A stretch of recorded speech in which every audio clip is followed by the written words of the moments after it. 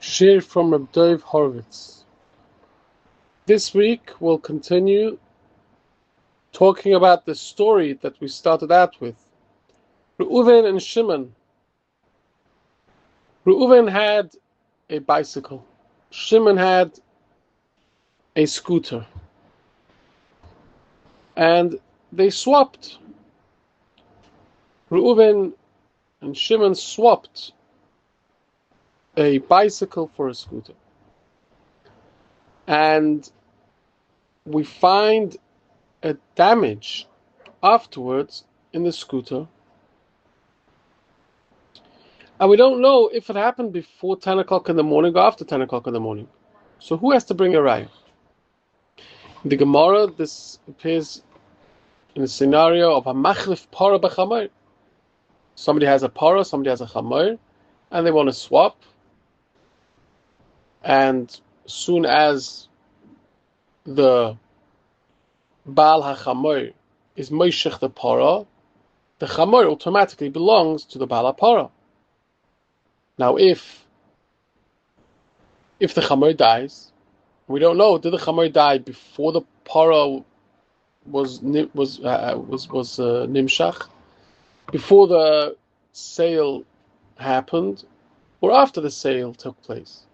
So there's machlekes Rambam and Rosh. The Rambam holds that since the chamoir is still physically found in the reshus of the Baal HaChamoir, so then he's the one who has to prove that it died after the sale.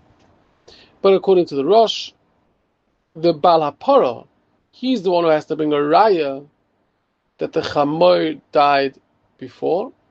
Why? Because since the sale took place already, so we say it's becheskas, the kinyan is a valid kinyan, and the suffix is now considered that it's noilad b'reshus halikech. The suffix is noilad now in the reshus halikech. This is called kan nimtza kan hoya. Wherever the kilkel, whatever the damage is found, that's the reshus that is responsible for the damage.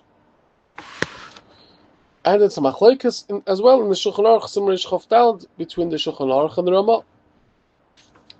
Now, says the Ketzos HaChoshen, this machlekes is only relevant when a physical damage takes place to the actual bicycle. But in a scenario where there wasn't a physical damage, rather the problem is that it was stolen. Let's say Reuven had a bicycle. Shimon had a scooter. Reuven was moishech the scooter. Now the bicycle automatically belongs to Shimon. But it was stolen. It was found stolen. Or, right, it was misbara that it was stolen. When he came to pick up the bicycle, he saw it was gone. Now he doesn't know when did this happen. If it happened before the purchase took place, so then it's invalid sale. If it happened afterwards, then the sale already happened. It's too late. It's too bad. Says a Ketzos HaChoshen, in this scenario, since there is no shinui in the actual guf hachefetz, so here there is no din that all of Lavra. Here there is no machlekes between the Rambam and the Rosh, because the only reason why we say that wherever reshus it's noilad, that's the reshus that we assume it happened in. That's only together with the factor that there's a concept called chezkas haguf, that the state of the guf we assume that that hasn't changed. So that's only relevant to a scenario where the issue is a change in the guf. But if the issue is not the change in the guf, the issue is it was stolen. So in that case, we don't say that the one who it's found in his rishus, he has to bring a raya. We don't say that. And the same applies when the issue is that it went up or down in price. In that case also, we would not say that whoever it was found in his rishus, he has to bring a raya, because there is no cheskes haguf to support that.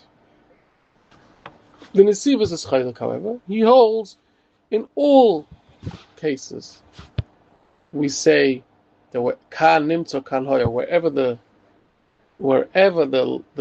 problem, wherever the damage, whether physical damage or a value issue, or if it was stolen, wherever rishus took place, that's the rishus that has to bring a raya.